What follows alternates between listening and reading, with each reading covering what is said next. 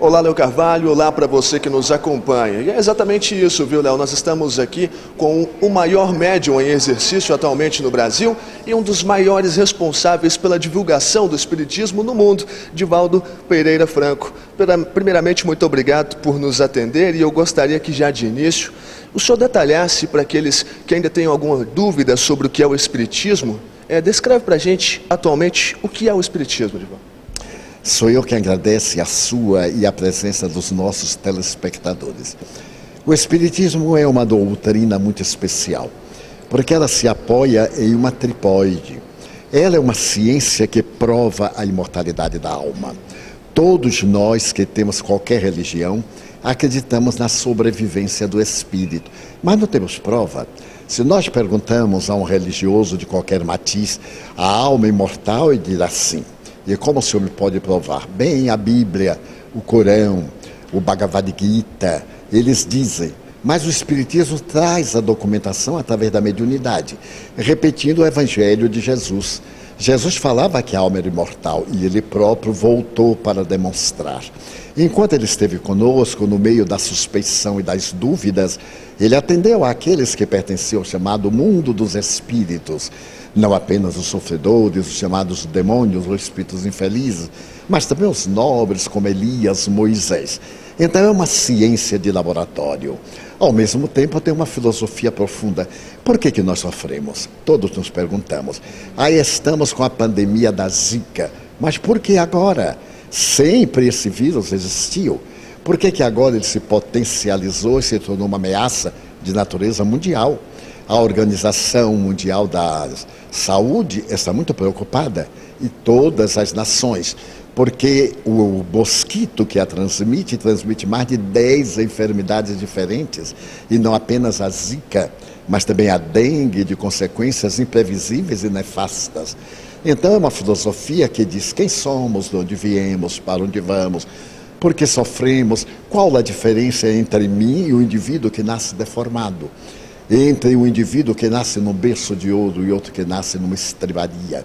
É a doutrina da filosofia reencarnacionista, mas também é uma doutrina religiosa, porque tem como ponto fundamental Deus. E tendo Deus, tem naturalmente uma ética, tem uma proposta de alto valor, que é o amor ao próximo que nós lemos no Evangelho.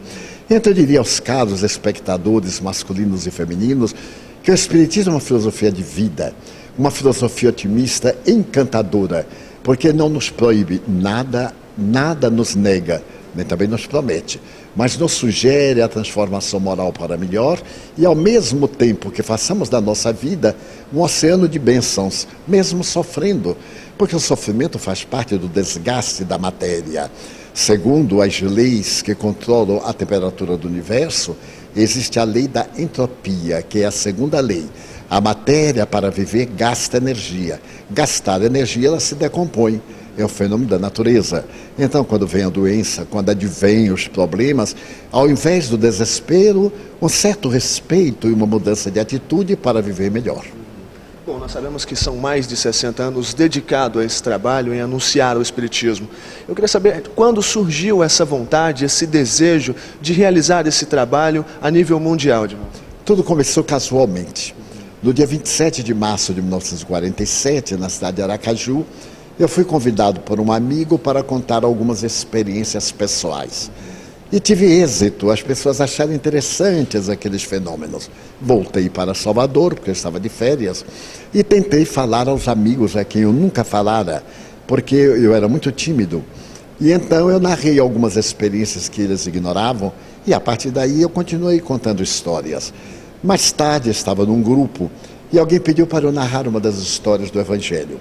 E curiosamente eu tive a sensação, é a palavra que eu uso, de que eu estava narrando algo que eu via, mas não era uma visão externa, era uma visão intracraniana, como se ele fosse contar um sonho que me aconteceu ontem. Eu tinha a visão, que era a lembrança, mas não era uma visão física, era uma evocação. Logo depois eu passei a sentir algo muito peculiar. Eu tinha a sensação de ver uma fita de teletipo escrita, e eu lia com facilidade. À medida que aquela fita passava, eu lia com rapidez ou com menos ligeireza. Aí eu comecei a falar, tive um convite para falar em São Paulo em 1951, e aí começam realmente as minhas viagens nacionais e logo depois internacionais a partir de 1962. Hoje eu já visitei 69 países, mais de 3.000 cidades. Isso. 69 países. Teve alguma dessas viagens específicas que chamou a atenção por algum motivo, alguma razão específica? Sim, teve uma que eu considero relevante. A primeira vez que eu fui a Berlim, porque eu levava a mentalidade sul-americana, de que o alemão, o suíço eram raças superiores. Eu confesso que quando eu lia, eu já era professor primário, sobre a limpeza da Suíça eu ficava admirado, sobre a ordem, e então exagerava na minha imaginação de terceiro mundo. Quando me falava do alemão e eu lia alguma coisa da cultura alemã, eu ficava impressionado. Estando, portanto, na Suíça por primeira vez, em 1978, eu constatei que não era exatamente assim. E constatei também em Berlim que a humanidade é a mesma, muda somente de nome e de endereço. As criaturas tinham os mesmos problemas lá, havia mais cultura, mais civilização, maior organização policial que fiscalizava com mais rigor, maior exigência de leis. Então aquilo que nós achávamos que era educação, sim, era educação, porém sob um controle da legislação muito severo.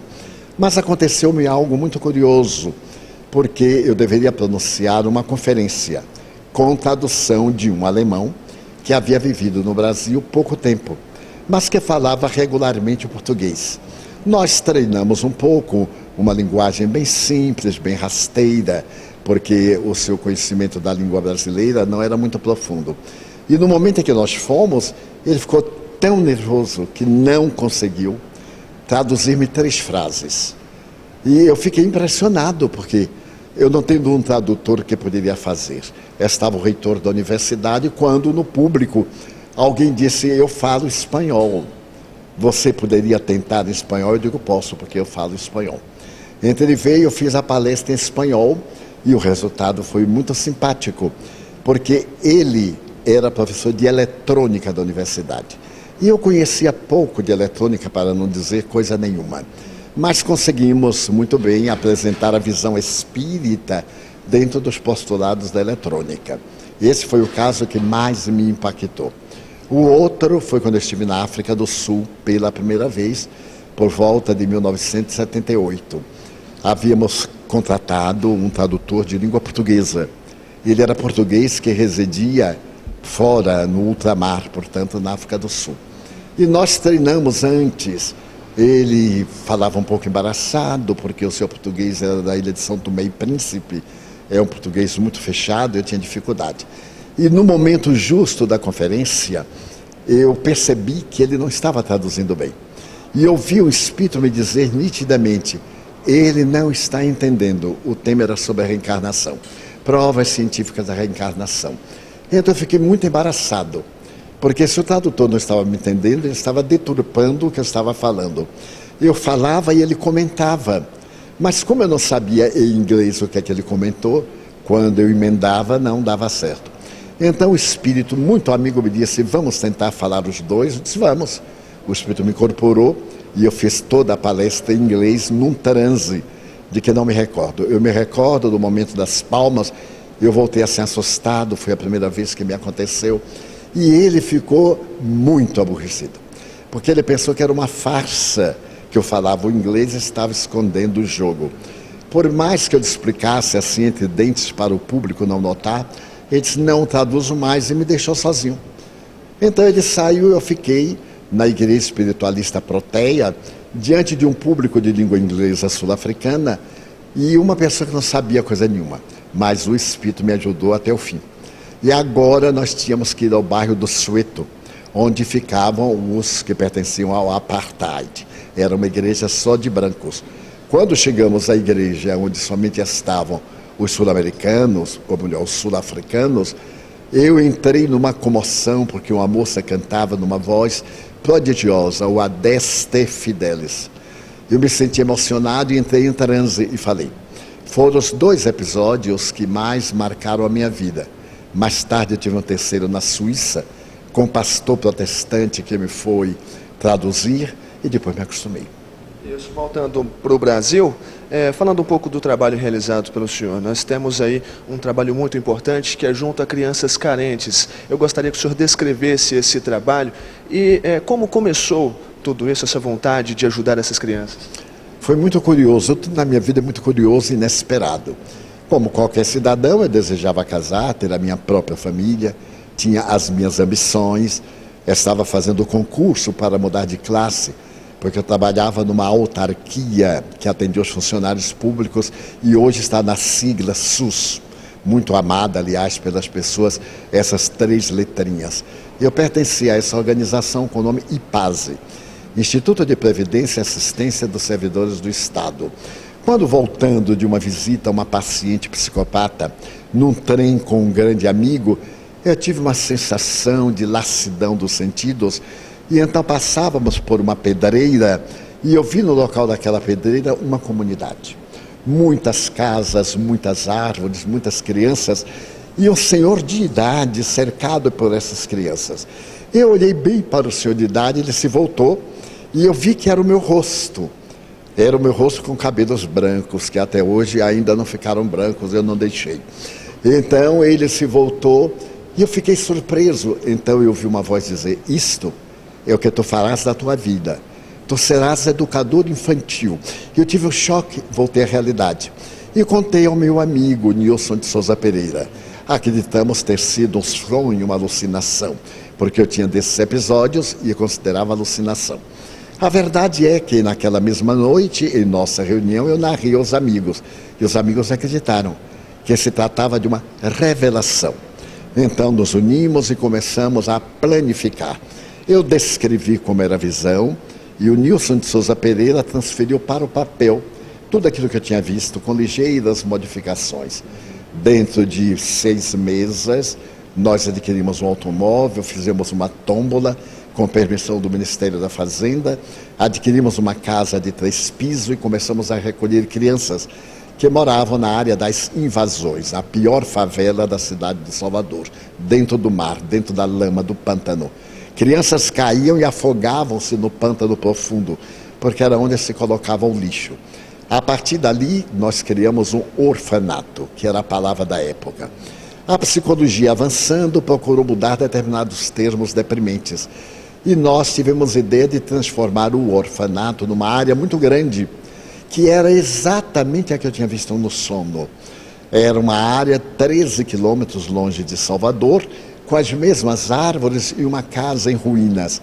Mas, psiquicamente, quando eu fui visitar, eu revi tudo colocado. Então eu disse, Nilson, eu posso até demarcar aqui onde estão os prédios. Nós adquirimos essa área graças à ajuda de amigos de São Paulo, depois de uma conferência que eu fiz sob a batuta de Vinícius, e então nós construímos a Mansão do Caminho. E criamos na América do Sul o sistema de lares famílias, também chamado lares substitutos. Aliás, o fundador desses lares, o fundador universal, é um grande educador suíço de nome Gmeiner. Ele fez as aldeias infantis SOS, mas não havia na América do Sul, porque o nosso trabalho é de 1955 e as aldeias infantis começaram a chegar em 56 na cidade do Rio Grande do Sul, no bairro da Tristeza, porque quando eu fui ao Rio Grande do Sul pela primeira vez no ano seguinte, eu a encontrei. Logo depois, por volta dos anos 90, 80 para 90, a psicologia avançou. Não educar as crianças em reduto que as retire da sociedade, porque nós estamos dando um ambiente falso. Quando forem para a sociedade tem um choque. Nós então transformamos os lares substitutos numa comunidade. Então as crianças vêm para a comunidade às 7 da manhã, ficam até às 17 horas, vão para casa, têm a vida normal e já atendemos a mais de 110 mil crianças que hoje são adultas. É um número muito expressivo, né? E falando em número expressivo, nós temos mais de 260 livros publicados e todos, em sua maioria, bem comercializados, né? Muito bem aceitos. O que isso representa para o senhor? Representa para mim uma grande surpresa, porque eu tenho muita dificuldade de escrever. Falar eu tenho muita facilidade, mas no meu estado normal, até mesmo para os e-mails, eu tenho dificuldade. Naturalmente eu redijo hoje com uma experiência muito grande, mas não tenho uma imaginação criativa. Quando eu psicografei o primeiro romance, eu fiquei tomado de uma surpresa tal que adoeci do choque emocional. Porque eu estava na casa de pessoas amigas, estava com febre de 40 graus, numa gripe, foi no ano de 1970, e comecei a escrever. Era uma reunião em que nós orávamos, eu tomei de um lápis e num papel que enrolava pão, chamado papel pardo, eu comecei a escrever com uma celeridade, eu já escrevia. Eu olhava o que estava escrevendo e via o que estava se passando. Quando eu terminei, dei um livro de 404 páginas, em tipo número 10, e era uma história em 3 grandes capítulos, escrita pelo espírito Victor Hugo. Então isso me produziu um impacto muito grande. E eu sinto hoje uma sensação de felicidade ímpar. Porque no momento em que eu estou psicografando, escrevendo mediunicamente, eu vejo. E quando eu vou ler, é o que eu estava vendo, porém não é tão nítido e tão claro quanto eu vi. É como se eu fosse ao cinema levando um cego e eu começava a descrever as cenas. Eu não alcançava nunca descrevê-las todas. Até hoje eu consigo escrever perfeitamente tranquilo, mas sempre vendo o que acontece. Bom, são mais de 60 anos de trabalho, muita conquista até aqui, né, Sr. Divaldo? E como o senhor pretende conduzir esse trabalho nos próximos dias? Enquanto eu tenho a resistência física, e eu tenho muita resistência física, eu era mais forte. No entanto, no mês de maio passado, eu fui instrumento de uma pneumonia. E por ignorância, não havendo identificado a pneumonia logo no início, eu estava na Espanha, depois fui a Portugal. Quando cheguei a Salvador, o meu filho médico diagnosticou a pneumonia e exigiu que eu fizesse uma bateria imensa de exames. E nessa bateria de exames constatou que eu estava com um pouco de estresse, de cansaço, de tanto viajar, porque eu viajava quase 220 dias por ano, e nenhum organismo suporta isso. Então eu diminuí a carga para este ano a apenas 180 viagens. E aqui estou e pretendo viajar e divulgar o Espiritismo até o momento da morte com muita alegria. Ou seja, pretende continuar viajando? Naturalmente, porque quanto mais eu me dedico, eu me sinto mais fortalecido. É uma das peculiaridades do Espiritismo, porque entendeu uma idade avançada, vindo de uma família modesta, acostumado a sofrer desafios desde a infância. Quando eu enfrento um desafio, o máximo que me acontece é um pouco de melancolia. Nunca de tristeza, nunca a ideia de, vou abandonar, pelo contrário, vou fazer muito mais. Vou me dedicar, porque é o ideal que me enriquece a alma. Dias há que estamos menos dispostos, como é natural e comum a todas as pessoas. Vou participar das atividades espíritas e recebo tanta energia que o após é muito melhor do que o antes. E então eu fico à cata desse trabalho de solidariedade, porque ele me revigora. Isso. Bom, aproveitando a oportunidade, eu vou puxar um pouquinho para o nosso lado agora, porque a TV Jataí hoje transmite o canal Mundo Maior, que é uma transmissão 100% espírita. De alguma forma isso contribui com tudo isso que o senhor defende, essa coisa de divulgar o espiritismo para as pessoas? Isso de alguma forma ajuda? Sem a menor sombra de dúvida. A TV Muito Maior, cujos membros eu conheço alguns e os estimo com muito respeito, é um canal de esperança. Porque não apenas ali falam espiritistas, mas também espiritualistas. E o que importa não é a denominação, é a construção da cidadania.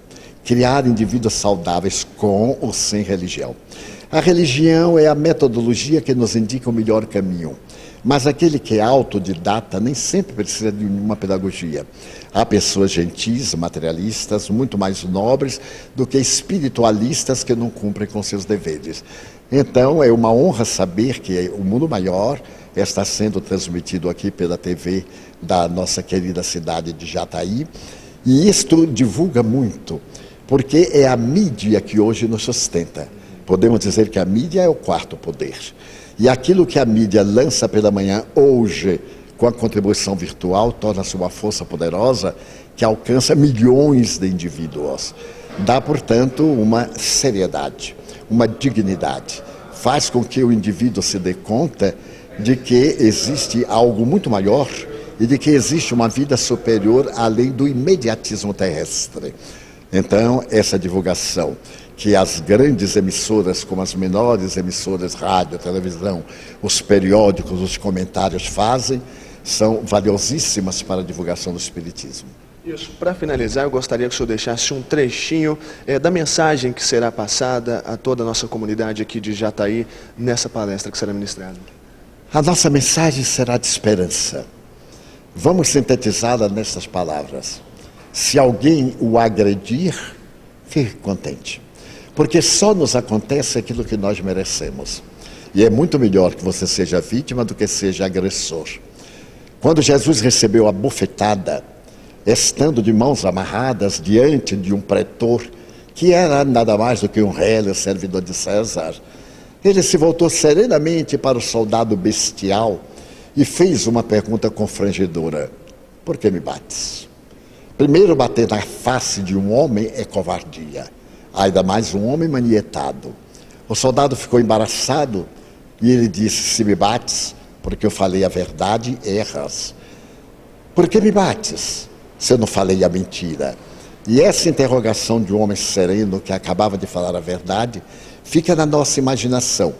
Todo agressor psicologicamente é um covarde, é um psicopata. Ele agride porque tem medo de ser agredido. O medo é o fator psicológico que nos leva à violência.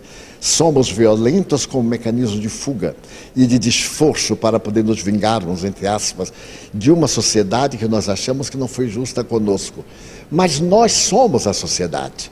E se alguém não foi justo comigo, eu deverei ser justo com outrem e não repetir essa façanha. Então eu sugiro que sejamos nós aquele que não agride, aquele que não revida, aquele que ama e aquele que serve. Porque a felicidade não é uma sensação, é um estado de consciência. Isso, Divaldo Pereira Franco, um dos maiores médiuns em exercício no Brasil. Mais uma vez a gente agradece a sua participação aqui no Jornal Local, na TV Jataí. Nosso muito obrigado. Sou eu que agradeço e desejo aos queridos amigos telespectadores e telespectadoras muita paz.